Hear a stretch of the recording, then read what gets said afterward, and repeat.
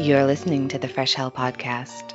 Fresh Hell contains stories of a disturbing and often graphic nature and is intended for a mature audience. Please don't let your kids listen to this, or they might turn out like us.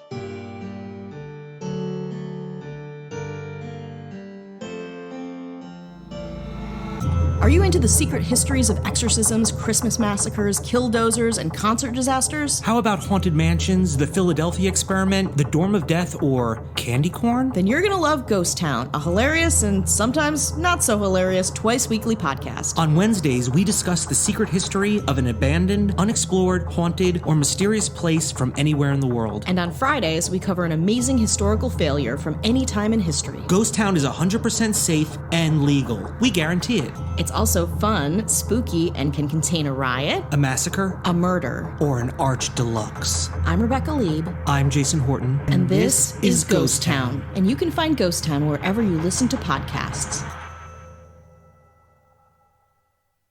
Welcome, this is the Fresh Hell podcast. I'm Annie. And I'm Johanna, and you just heard Rebecca and Jason from Ghost Town. They talk about haunted places like hotels, amusement parks, or like crime scenes. If that sounds like something up your alley, just head on over to their podcast and give them a listen. Oh yeah. Annie, apropos amusement parks, don't you have something about that on your topic list as well? I do. So I'm working on an episode all about amusement park tragedies, disasters. I'm not sure what to call it yet, but since all the amusement parks are closed right now, I feel like this is a good time. I don't have to worry I'll put anyone off their, planned trip to Disney World. And I'm definitely going to check out that podcast. Is there anything else we need to talk about before we get going? Yes, first of all, I want to welcome all of our new subscribers. I noticed that while people might not be in the right headspace at the moment for true crime, we did get a lot of new subscribers, and my guess is that you saved us for a later time. So if you're listening to this in a couple of weeks, welcome.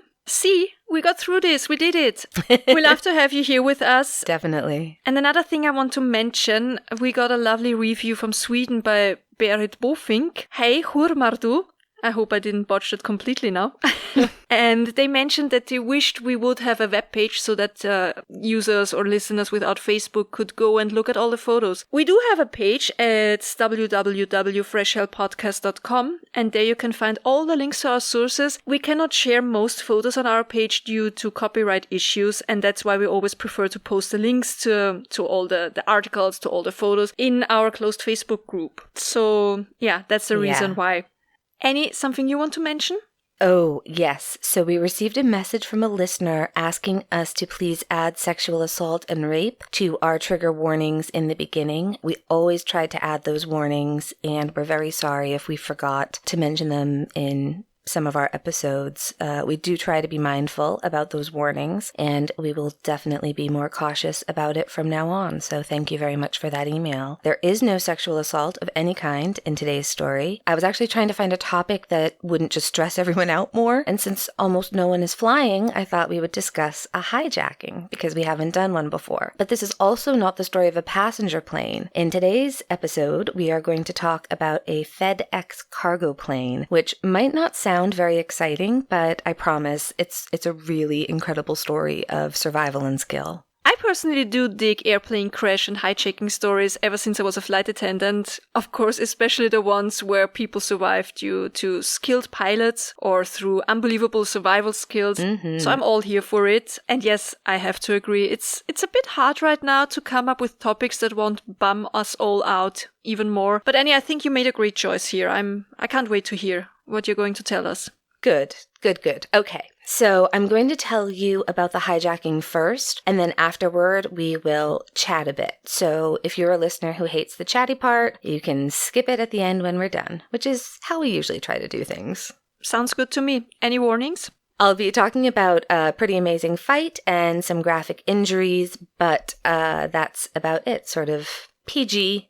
Okay, I'm going to start with a quote straight from my new best friend, Wikipedia, about what FedEx is. Because I was like, I'm not going to come up with my own. It's Let me tell you about FedEx. All right, from Wikipedia. FedEx Corporation is an American multinational delivery service company headquartered in Memphis, Tennessee. The name FedEx is an abbreviation of the name of the company's original air division, Federal Express, which is now FedEx Express, which was used from 1973 until 2000. The company is known for its overnight shipping service and pioneering a system that could track packages and provide real-time updates on package location, a feature that has now been implemented by most other carrier services, end quote. So, yeah, they're a mail company, and they're sort of a pioneering private mail company. Also, if you didn't know, there's an arrow in the logo. If you look at the X part of the FedEx logo, yeah, I was shocked when I learned about that. Not that long ago, actually. I'm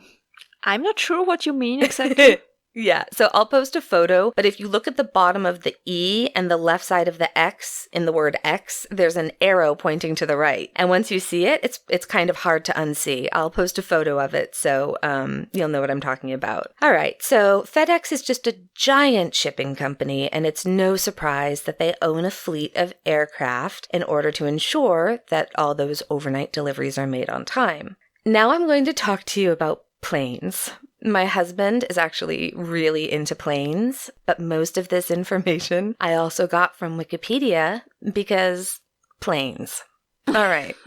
It's not, you know what I mean? It's like we need to know a little bit about the plane and about FedEx, but it's not the main. They're supporting roles. So the plane was a wide-body DC-10. It was McDonnell Douglas's first commercial plane after the 1967 merger between McDonnell Aircraft Corporation and Douglas Aircraft Company. The DC-10 was powered by 3 turbofan engines. So 2 engines are mounted to the bottom of the wings, which you see often if you imagine just your run-of-the-mill commercial airliner. And then on this plane, there's a 3rd engine mounted at the top of the rear of the plane. It was designed for medium to long-range flights that could accommodate 250 to 380 passengers. And it was operated by a cockpit flight crew of 3, 2 pilots and an engineer. And these are the planes that would be set up where there's 2 main aisles. So it'd be like 2 seats, then 4 or 5 in the middle, and then another 2 by the other window. So these are large planes. Did you ever work on any of these larger planes? Well, I only worked on Canada Regional Jets and Boeing I was on the 737, and then long-range flights would be 767 and 777, so the 777-200. I think that one had like 310 to 320 passenger back then. I don't know exactly the seating capacity we had. I have to admit, it's too long ago. But yeah, that one was my favorite. Weirdly enough, I also really like to fly the Canada Regional Jet that could hold 50 passengers maximum. It was tiny, and I was almost too tall to work it, but it was just pretty lovely to work on. The service was nice, the flight crews were nice. I once had to sleep in a Canada Regional Jet in a sleeping bag I had to bring with me from home. What? Because we used to have overnights in Timișoara, and we didn't have a crew hotel, so it was like a, airplane crew slumber party. Fun times, yeah. But back to your FedEx plane. Oh, see, I regret not doing something like that right out of college, just to travel. So, all right. So, let's get back to this fascinating plane-centric Wikipedia article about the DC-10. The plane has retractable tricycle landing gear. In order to enable higher weights, the later 30 and 40 series have additional 2-wheel main landing gear, which retracts into the center of the fuselage. And that's the kind of plane that we're talking about today. It's a DC-10-30. So it was a long-range model and the most common model produced. It was built with General Electric CF650 turbofan engines and had a larger fuel tanks to increase their range and fuel efficiency, as well as a set of rear center landing gear to support that increased weight. All right, thanks to Wikipedia for that info. Hopefully I've conveyed that this was a big plane. Yeah, I can picture them. Okay. Sadly, there were a lot of problems with the plane's design, right from the beginning. In an article for the BBC News, Tom Richardson writes, quote, in 1974, a Turkish Airlines DC-10 crashed 10 minutes after taking off from Paris, killing 346 people. Modifications to all DC-10 cargo doors were ordered by the U.S. Federal Aviation Authority, the FAA. On May 25th, 1979, 271 people died when an American Airlines DC-10 plane crashed just after takeoff in Chicago. A short-circuit maintenance procedure which damaged hydraulic lines was identified as the cause. 6 days later, the plane's poor safety reputation led the FAA to temporarily ground the aircraft, while manufacturer McDonnell Douglas addressed issues with the plane's design. End quote. I think that Chicago crash in 1979 remains the most deadly aviation disaster on American soil to date. Even after it returned to the air, there were other high-profile incidents involving the DC-10, and I am going to talk about one of them today. But interestingly, I'm not going to tell you a sad story of a fatal design flaw. That might have been what you were expecting, but it's actually quite the opposite. This is the story of a plane with a seriously problematic safety record that defied all the odds and performed in a manner it was never designed to, and how it helped to save the lives of its crew. All right, so April 7th, 1994 was a clear, cool day in Memphis. It was a perfect flying day. Ace of Base's hit earworm, The Sign, was inescapable. I was a month away from my 17th birthday, and Flight 705, full of computer parts, was scheduled to leave the FedEx hub in Memphis, bound for San Jose in Silicon Valley in California. Thank you. You just had to put that earworm in my head now, right? I did, sorry. It's been in mine for like a week, and misery loves company, so yeah. The flight crew that day consisted of 49-year-old Captain David Sanders, 42-year-old First Officer Jim Tucker, and 39-year-old Flight Engineer Andy Peterson. The name of the aircraft was John Peter Jr. I'm sure there's a story there, I don't know it. So, when the three men arrived, they were surprised to see 42-year-old Flight Engineer Auburn Callaway was already on board. He was dressed in uniform, and he was deadheading. So, a perk of flying with the company was free flights to a destination if there was room on board. And I think in passenger planes and in cargo planes, this is also another way to get flight crew from one destination to another. Sometimes I think you're being paid to deadhead, and other times you could just use it as a perk for vacation. Hopefully I have that right. Was this something that you were able to do? Well, yeah, deadhead it's very common. I even was sent once deadhead on a former private jet of Niki Lauda. That was fun because we had a plane that was stranded in Egypt. The flight crew was already over the work time limit, and we had to pick them up. So, yeah. Yeah. It was fun. Oh, I'm jealous. I've never been on a private jet. That's amazing. Well, I did a lot of Deadhead, once in Amadeus class to Singapore. And then the cheap tickets, well, it's usually, Deadhead is really when you're sent for work. And if you're just going on a private trip, but you can sit on a jump seat and have cheaper ticket, it's called standby tickets because you only get on board if there's space available. Right, whereas they'll bump you if they're deadheading somebody sometimes. Yeah. That makes sense. I have to say, I mean, it's fun to have these perks, but when the plane is fully booked and you're going on a long-range flight to Australia on a jump seat, that's not the best of time I ever had. Yeah, I could see. And this was a cargo plane, so I think all they had were jump seats, right? Well, so I have a photo that I believe is correct. And yes, the fourth seat does look like a jump seat. So if you imagine, I'll post a photo, but if you imagine the cockpit, so you've got your two pilots sitting side by side at the very front, and then behind the pilot on the right is basically another pilot seat, and that is where the engineer sits, and he's got, or she has a ton of instruments as well. And in some of the photos, it looks like the engineer can either face to the right, so facing where the instruments are, or they can swivel their chair to face front. And when I've seen photos, it almost looks like they're sort of behind and between the other two pilots when they swivel. If you were in a car, it would be like sitting in the middle seat in the back row, if that makes sense. And then next to him, behind the pilot on the left, is the jump seat. So there's room for 4 people in the cockpit. Hopefully that makes sense, and I will post photos. I'm very sorry also to any of the airplane aficionados if I've gotten any of this wrong. Most of my personal flight knowledge comes from being wedged in coach, with a few notable exceptions we can talk about afterward. So Auburn Calloway, he'd just gotten on board in his uniform with just a guitar case, and he let the others know that he was going to be in the jump seat. He was almost assigned crew for this flight, but he'd exceeded the number of hours he was allowed to fly within a certain time just the day before. So yeah, the situation you were in where you got to go on the private jet to Egypt, same thing that Calloway was going through. He just exceeded his hours, so it was a different crew. They begin their pre-check, and engineer Andy Peterson, he noticed that the circuit breaker for the plane's cockpit voice recorder was turned to the off position. So he switches it back to on, and he continues his inspection. Part of the inspection required him to exit the plane and inspect things on the outside, like, I'm actually just guessing here, I'm going to say the landing gear and the flaps and the wings and plane things.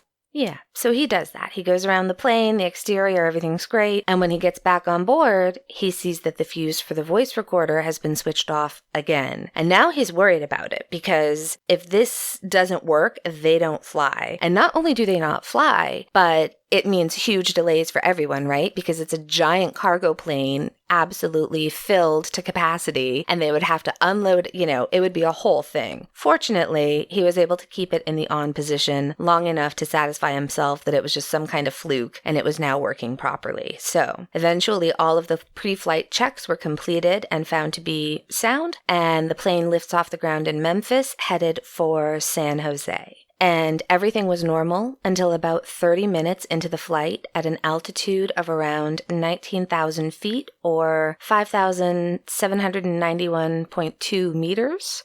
And that is when Calloway opens up his guitar case.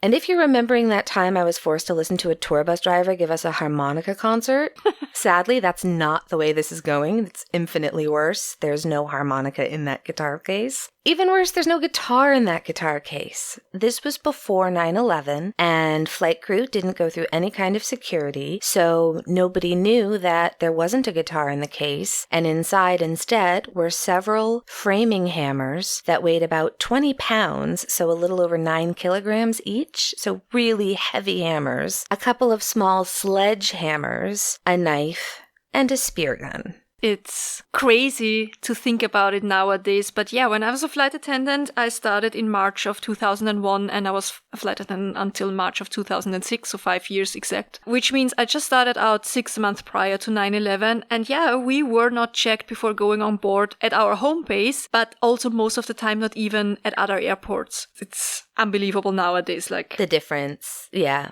So different. Then after 9/11 happened and all the things went on, and later we had to go through metal detectors to go even in our home base building. Yeah. So this guitar case must have been pretty heavy. So heavy, right? But Calloway, he is a big, strong man. So he is 6'2". So he's tall. He's a tall man, very muscular. He's also former Navy, and he's a black belt martial artist. Before anyone in the crew even realized that they were under attack, Calloway struck Peterson, the engineer, with repeated blows to the head with a framing hammer. First Officer Tucker was flying in the right-hand seat of the DC-10. He hears some sort of noise, and it's, of course, Andy getting hit in the head, but he doesn't know that, so he looks back to see what that weird sound is, and he was hit with a hammer blow that was so hard it penetrated his skull, driving fragments of his skull into his brain and knocking him unconscious. Next, Calloway makes a move at Captain Sanders, but Sanders is now the last to be attacked, so he's more aware of what's going on, and he's fighting him off. And he's also taking blows to the head, but while this battle is going on between the captain and Calloway, it gives Andy Peterson and Jim Tucker a little bit of time to regain consciousness. Now, all three of the pilots have been hit with the hammer several times in the head, but they don't just stay down. So suddenly, Calloway runs to the back of the plane and he grabs the spear gun. And now he's pointing a spear gun at the men, shouting, "Sit down, this is a real gun and I'll kill you." But what I haven't mentioned yet is that the flight crew were also Navy veterans. Captain Sanders was a highly experienced naval pilot, and First Officer James Tucker, he's also former Navy. And a naval combat instructor, to be exact. Even though he's losing feeling and control on the right side of his body, he realizes that he can use the plane as a weapon. And so he pulls that plane into a steep climb, which made Calloway lose his footing, and he, as well as Sanders and Peterson, all fall into the back, out of the cockpit and into the cargo area, where a massive struggle ensues. And they're in bad shape. None of them actually understand how badly injured they are, but Tucker knows that none of them are going to have much time. He knows that things are really bad. So he banks the plane hard to one side, then to another, and he is banking to like 90 degrees very erratically, which is making the men in the back weightless and then pinning them into place with G-forces. He's just basically trying to keep Calloway from killing any of them. And so now he's suddenly performing wartime aerial evasion maneuvers with this massive wide-body DC-10 that was neither built nor tested for any of this kind of stuff. Eventually, Tucker takes the plane out of autopilot and barrel rolls a fully loaded 500,000-pound plane almost completely upside down at over 400 miles an hour, which is passing the safe speed limit of 430 in this particular plane. And then he maneuvers that plane into a very steep dive while they're still fucking upside down. But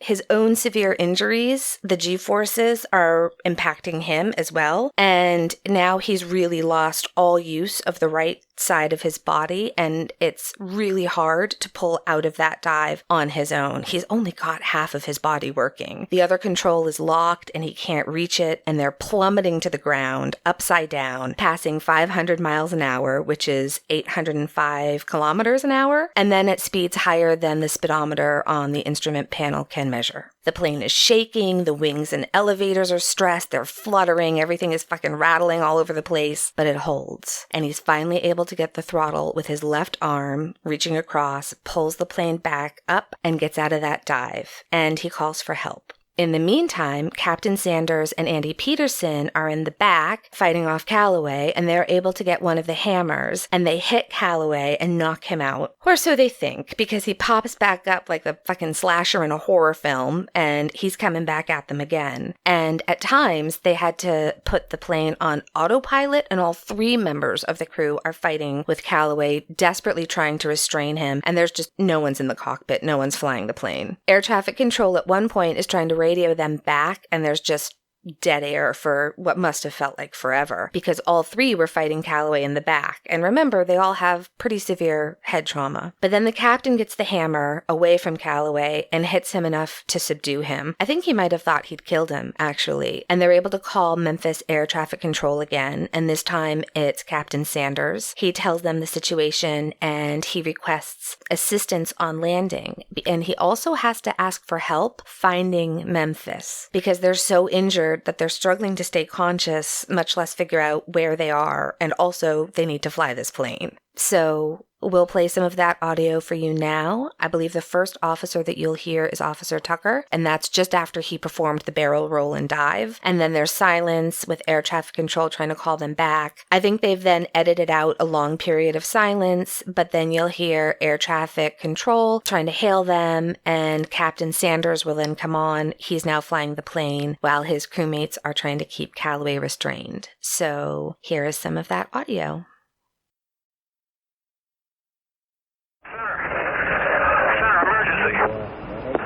Aircraft with emergency, go ahead. Aircraft with emergency, say again. To me. Aircraft with emergency, say again. Express 705. I've been wounded. We've had an attempted takeover on board the airplane. Give me a vector, please. Back to Memphis at this time. Hurry. Express 705, flighting 0905, direct Memphis. Keep me advised, where is Memphis? Express 705, flighting of 090 and the airport's at 43 miles, 12 o'clock. Say my direction to Memphis. Express 705, you're eastbound at this time, and it'll be about 12:30, 1 o'clock. Look, just keep talking to me, okay? Okay, we need an ambulance, and we need armed intervention as well. Alert the airport facility. Express 705, we have an emergency. He's turning back direct Memphis. He had an attempted takeover. He is wounded at this time. He's had an attempted takeover? Affirmative. He's north of Forest City by about 8 miles at this time. He's at 13,000, descending to 10,000. Okay, radar contact. And you put him on 19-1? 19-1. Yeah. Express 705 Heavy, Memphis out of here. Express 705 Heavy, Memphis out of here. Memphis, can you hear me? Is this Express 705 Heavy? 705, yes. 705 Heavy, Memphis, roger. I do hear you. You can proceed direct Memphis if able. Expect runway 9er. The altimeter is 302 9er. You understand we're declaring an emergency. We need security to meet the airplane. We'll stop it on the runway or we can. Express 705 Heavy, affirmative. All that's been taken care of. Express 705 Heavy, verify situation still under control. Well, it's sort of under control. I'm coming around to 36 left. Okay, Express 705 Heavy, runway 36 left. Clear to land. Clear visual approach 36 left. You are clear to land. The wind is 050 at 8.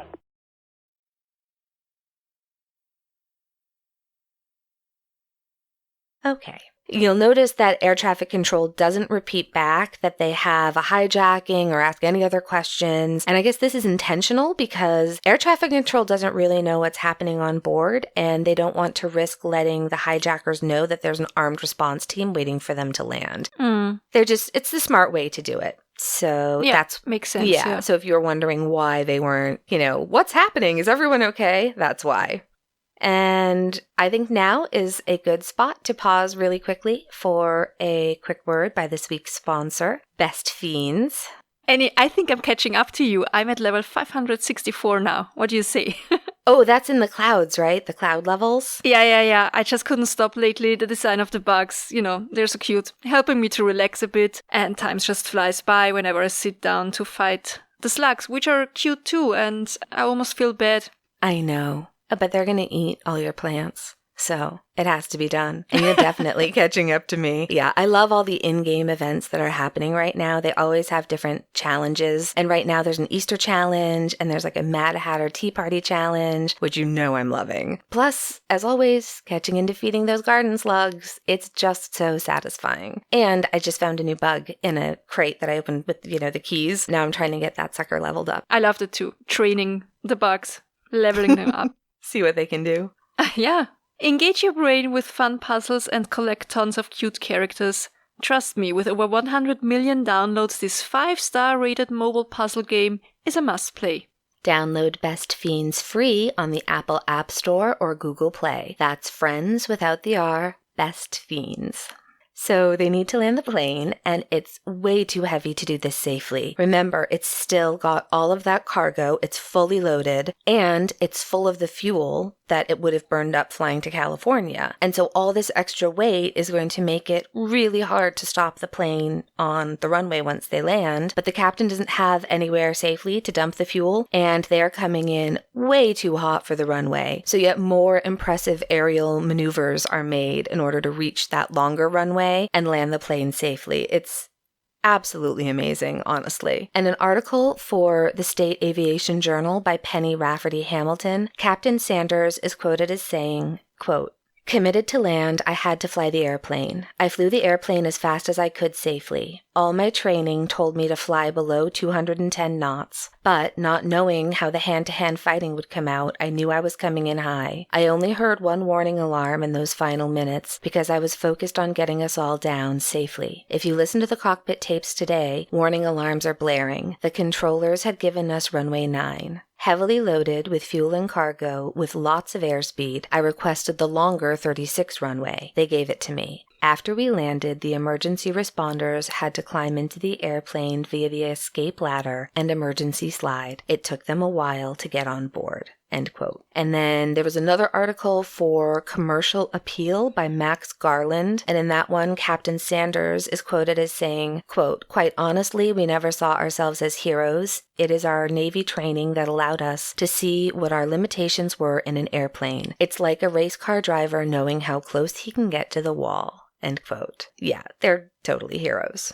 So they deployed the emergency slides, and as he said, it takes some time for the SWAT team to climb up the ladder, and when they do, it's a bloodbath, absolute bloodbath. Captain Sanders is quoted as saying, quote, "After they finally got in, they asked me, 'Who is the bad guy?' I pointed to Calloway. They handcuffed him and asked me to stand on the chain so that they could take care of Jim and Andy. Andy had no pulse and was near death from blood loss. After they got Andy and Jim in ambulances, I went into the cockpit. I found my glasses, which were only slightly damaged. I put them in my pocket just in case the FAA needed me to sign something. When I got down from the plane, I was about to get into the ambulance, and they asked me to give it to the hijacker.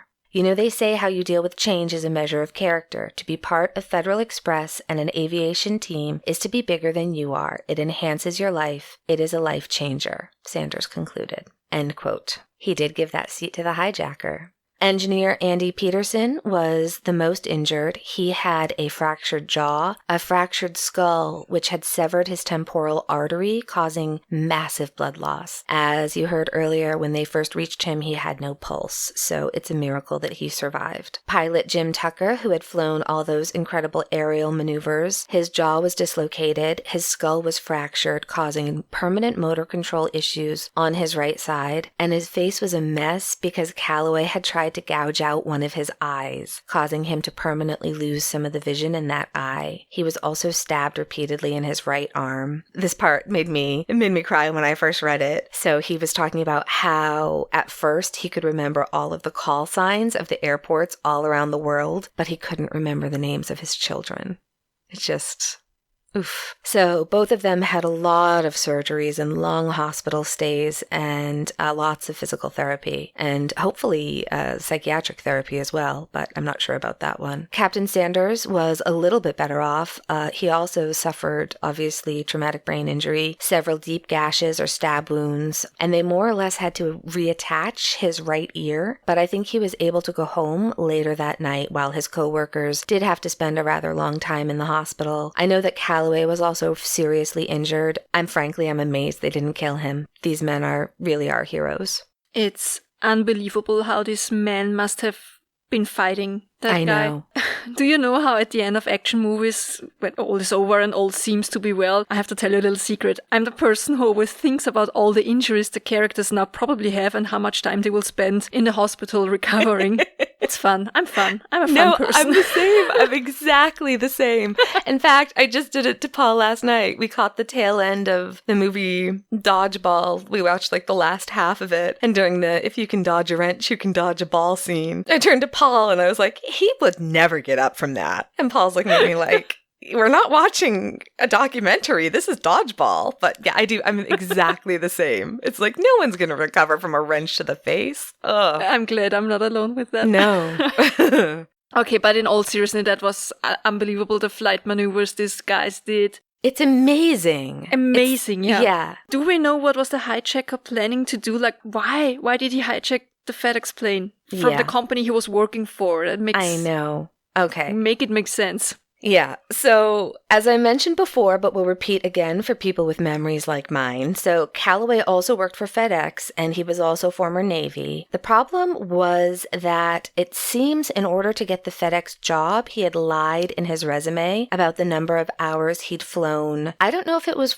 the number of hours he'd flown in the Navy or the number of hours he'd flown at a previous job, but he'd lied about the number of hours. So obviously this is a problem. So FedEx had caught on to this, and Callaway was scheduled to have a disciplinary hearing about this the day after the hijacking. And he was absolutely certain that this was going to lead to him being fired. And if he was fired, he would probably never work in commercial aviation again. He also, based on some of the things I read, and, I'm not 100% on this aspect, but it seems like he was one of these people who kept track of every single slight and every single insult and every single perceived injustice done to him throughout the course of his life. He may have been a bit paranoid about feeling that he was being treated unfairly, both in the Navy and by FedEx, I think. And I'm certain that as a black man, he did experience far more injustice than he should have. But we can all agree that this was not the answer, this kind of plan. Okay, so this was retaliation. Yes and no. It was retaliation because his ultimate plan was... yes, he always wanted to hijack the plane. Initially, he thought he'd be the assigned engineer, and he was only going to have to kill 2 of his co-pilots. One of the things I read said, and it would have been easier because one of them was a woman, but yeah. Fuck that. But because he exceeded his hours, and I believe he had only exceeded those hours by literally 1 hour, but that meant a new flight crew. So he was now going to have to go as an extra passenger and kill 3 people instead of 2. And then his plan was to crash the plane, which was filled with 38,000 kilos, so almost 84,000 pounds of fuel, into the FedEx hub in Memphis, killing who knows how many people that could have killed. It's a lot. And he felt that this would hopefully destroy the company he felt was out to get him. So when the flight engineer, Andy Peterson, noticed that he'd turned off the voice recorder switch, he didn't realize, of course, at the time that that's what had happened. Why would you ever think that someone was intentionally sabotaging, right, in your own crew? Yeah. So when Andy Peterson caught on to that aspect of things, his new plan was basically the old plan, except that once he'd killed everybody, he was going to have to fly the plane for about another half hour to overwrite the tape on the cabin voice recorder. That wouldn't work today. Cockpit voice recorders, I think, record for a lot longer now. Okay, so he thought they'd never know which of the 4 men on board was the responsible one, or they would never find out what really went on board. Exactly. Yeah. He was planning to die by suicide this way. And that's why he hit them with the hammers. He hadn't brought a gun because blunt force injuries would be consistent with plane crash injuries during an autopsy, if there were any remains to even recover. Yeah, they would have gone up in a fireball. Exactly. Yeah. The other reason he had, which was when I said yes and no for retaliation, is he had apparently taken out a lot of life insurance on himself. I've read numbers from the hundreds of thousands all the way up to 2.5 million in life insurance with his daughters as beneficiaries. He'd also liquidated most of his assets and sent them to his ex-wife. They did find suicide notes. The only positive thing that I can say about Calloway, I would say that this guy clearly loved his kids very much. He really wanted to make sure that they would go to college and that they would have money to go to college. He thought he was about to lose his job and lose his only way to support his children. And I do think it's possible that he might have actually believed that his death was the best way to secure, a college education and a life for his kids. It's just such a damn shame he felt he needed to kill so many other people in the process. That's where you lose the sympathy you had for him. If you can say one nice thing about a person, I'd say he definitely loved his kids. And what happened to him after they arrested him? So he tried to plead temporary insanity, but that did not work. And on August 15th, 1995, Auburn Calloway was sentenced to 2 consecutive life sentences for attempted murder and attempted air piracy. He is in federal prison, and he will not be getting any parole. He'll die in prison. He did appeal to President Obama for a pardon, but he did not receive a pardon. The letter he wrote is in our sources. If you want to read it, I'm not going to give him any more airtime. The crew was awarded with the Gold Medal Award for heroism, which is the highest award a civilian pilot can receive. Sadly, because of the severe injuries that all of the pilots sustained, none of them were able to return to commercial aviation. Jim Tucker, however, he is the former Navy combat flight instructor. He met the regulations for light sport flying, and so he was able to fly again and even went on to teach his son Andy how to fly in a Luscombe 8A. And because it's been harder to find information on the other surviving pilots, I think they prefer to remain a little bit more private, and so we wish them and their families well. I think most of them moved out of the area so they didn't have to be so near the FedEx hub and see the FedEx planes so often, which is something that I understand completely. And we can't even know how many lives they saved that day, not just their own. And the plane was repaired and went on to fly for FedEx for years afterward. Yeah, there's a good article I'll link to in my sources that talks a little bit about afterward, and there's some photos I'll post of a reunion they had. But yeah, that is the story of the hijacking of FedEx Flight 705. That's amazing. Never heard that story, even though I was a flight attendant. I'm glad you told me this story. Good. I'm glad you liked it. It's just amazing to me how, what those men went through. So much. So... All right. I'm sure you must have a fun story about your days as what do we call, is it flight attendant now? Yeah, flight attendant. Okay. Because it was steward and stewardess. Yeah, that's frowned upon now for many tickets. Yeah, so flight attendant now. Fun stories? Jesus, let me think. I've put you on the spot. Okay, one of my favorite stories is on the 777, we had a resting compartment. It looks like a toilet door, and when you open it, you either go upstairs or downstairs, depending on the model that you're on. Stairs. It's like a cargo container that you go downstairs to. Okay. So at this flight, it was the downstairs resting compartment. And then when you go downstairs, you have like 6 to 8 sleeping pods. Like there, it was 6 sleeping pods, I think. It looks pretty much like one of these Japanese pod hotels. You know what I mean? You crawl into them and you have these little curtains. Okay. So on a long range flight, you get to rest somewhere between 1 and 3 hours, depending on the flight time and if it's a day or night flight and how many crew members are there, you know. Okay. So this was a night flight. I had just been resting for a couple of hours and I climbed upstairs. I opened the door that leads to the cabin. And a guy was standing in front of me, waiting patiently in front of the door. Because it's always locked and, you know, nobody wants passengers standing downstairs. No, that's creepy. And so the guy was standing in front of me and he had a towel over his arm and he says, well, he wants to take a shower now too because he thought that the crew had a fully equipped hotel room down there. No. Who brings a towel? Where did he get the towel from? I don't know. Well, I've never been on a plane with an upstairs or a downstairs that I can remember. My sister, I think, just flew on her first one when she went to Thailand last year. She was supposed to be in Thailand this week. But one of these days I'll get on one of the planes with an upstairs. But for my first wedding, so my first wedding was in 2004 and we were getting married in England because my late husband at the time, he still had both of his grandmas were alive and I had no grandparents living. And basically, it was easier. My whole family could make it to England, but his whole family couldn't make it to the United States. So great, we'll get married in England.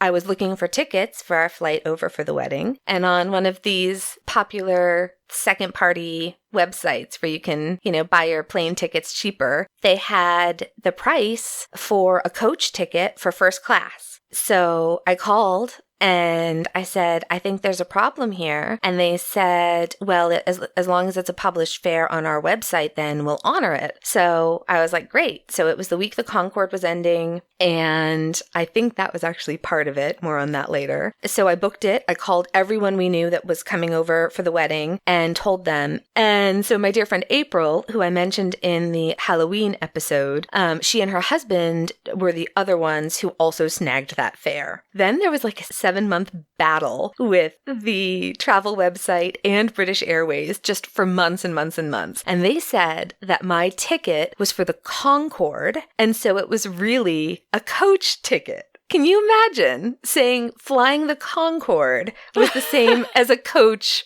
ticket? And so I was like, that's fine. Great. We would be more than pleased to fly the Concorde. And then they'd say, well, the Concorde is out of commission. And I said, well, then the first class ticket is perfectly reasonable. And they would say, no, it's the same as coach. This went on for 7 months. I wish it was the Concorde. I'm still mad that plane isn't used anymore. But in the end, we won. And it's the first time I've ever flown real first class. We had like those lay flat seat pods and 3-course meals with filet mignon. And it was post 9/11. So we had Waterford crystal and china and like real like silver utensils, except for also then a plastic butter knife was the only knife that we could use. And April and her husband, they also got the flights. And on their way home from the UK, they were in the lounge with Liam Neeson and his now late wife, Natasha Richardson. My sister Lucy and her family, they use points to upgrade when they come here. And so they're always in those fancy lounges. She saw Chris Helmsworth once. Yeah, that's the only time I've ever flown proper, real first class, and it was pretty great. My wedding dress had its own seat. We've done Mint on JetBlue once. We saved our miles up, and we're saving our miles again. So when they hopefully will start flying to the UK or the EU.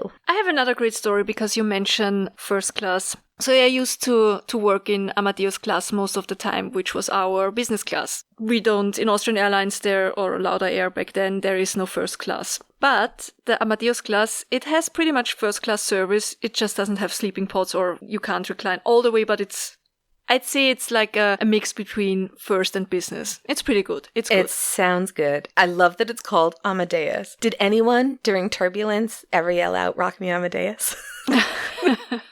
No, just me. All right, sorry. No. So for service, like we always used to have a chef with us. We came with a starter trolley, arranging the chosen dishes right in front of the passengers. It's a lovely service. Lovely. Yeah. I love to work Amadeus class. So this was on a night flight from Singapore to Vienna, and most of the passengers, they're sleeping, and I'm walking through the Amadeus part of the cabin to see if any passenger needs something. And the lady stops me and she asks me if she could borrow the chef's apron. So the male flight attendants and the chef, they used to wear these long white aprons, like in super fancy high-class restaurants. Sure. And I told her, I'm sorry, that's not possible, but maybe I can bring her something else and what she would need the apron for. And she told me that the temperature in the cabin was way too hot and that she needs to undress and use the apron as a cover-up. No. So yeah, I told her, I'm sorry, but it's just not possible. But that I will go and check the temperature of the cabin for her to see if I can lower it a bit. And please trust me, especially during a night flight, it's pretty cold. It's in freezing. Yeah. I swear to God. I walk past her 15 minutes later and she's in her seat only in her bra and panties. No. Covering up with a thin, tiny airplane blankets. Legs spread, using the safety card as a fan. Oh. I don't know. I think she had hot flashes or she something. She must have been having hot flashes. So it was dark. We decided to let her be for a while because, I'm glad you let her be. That woman was clearly going through a thing. There was something was happening there where, I'm dead. That's amazing. I can't believe Did I ever tell you that I once got moved from economy to business class because of my knitting needles? No. So after my first husband, Adam, died, anytime there was a really good last-minute flight to the UK, I would just book it and go over to see his family. And so on one of these flights, I was waiting in line at security at Logan Airport. And there was a man in flight attendant uniform, clearly running very late. And he was like 10 or 15 people behind me. And you could see that I could just tell that he was stressed. And so I said, do you want to jump ahead of me? And he was like, thank you so much. Yes, please. So no problem. Don't even think any more about it because I had loads of time. So I get on board. I'm in a middle seat in coach because, again, I booked last minute because it was cheaper and I could afford it. I take out my knitting, which I was working with double-pointed needles. If you're not a knitter, double-pointed needles are, how do I even I could post a picture. They're small. And they're pointy on both sides. And you work with several of them at a time when you're knitting in a circle. So like socks or hats or whatever it might be. And so these were I was working with lace weight yarn. So think a little bit thicker than thread. And so the needles I was working with were just a hair thicker than a sturdy toothpick. Okay? And they're made of bamboo. And so I pull out my knitting and my double-pointed needles, which, double-pointed needles are admittedly not the best thing to use on a flight because it's a little bit like wrestling with an octopus, but it was the project I had. And the guy next to me on the aisle says, how did you get those on board? And I was like, pardon? And he was like, they let you on board with those knitting needles? And I said, yeah, it's perfectly legal to fly with these. And he says to me, well, I don't feel very safe looking at you using those. And I was like, I point to the pen he's doing a crossword puzzle with. And I was like, I think your pen is probably more dangerous. I can think of lots of easy ways to kill someone with a pen, but these things break pretty easily. And they're also very expensive. So I'm not stabbing anyone with one of my double-pointed needles. Don't worry, you're fine. So now he's really pissed off and huffy. So he calls the flight attendant. And oh, hey, it's my friend from the security line who I let go ahead of me. And he listens to this man rant and rave for a solid 5 minutes about how unsafe he feels because of my toothpick-sized knitting needles. And he says, oh, I completely understand. I'm so sorry. And he's like, ma'am, would you come with me, please? And I said, okay. And that guy got to watch me walk right up and through the little curtain into business class. So that was pretty sweet. It kind of made my flight. But yeah, it's good times. So that's it. We've probably blathered on long enough. So I'd say we're wrapping it up here. Yeah. Thanks for listening. Thanks, Annie, for telling this story. To our listeners, please take a moment, if you can, to leave us a quick review. Just a quick one. Just super quick. Just make an inside joke. 2-word review. No problem. We really appreciate it. Come say hi in our Facebook group. Follow us on Instagram. Follow us on Twitter. Please do us a favor. Say hi to your pets for us. Oh, we really do send them the warmest regards. Go check out our homepage, www.freshhellpodcast.com, or send us an email at freshhellpodcast@gmail.com. On our webpage, you find the links to all of our sources. You find the links to our voicemail that you can leave, to our merch store if you want to buy a t-shirt or a mug. Yeah. Absolutely. And until next week, if you're going through hell, and these days most of us are, keep going. Tschüss. Hoorah, Navy.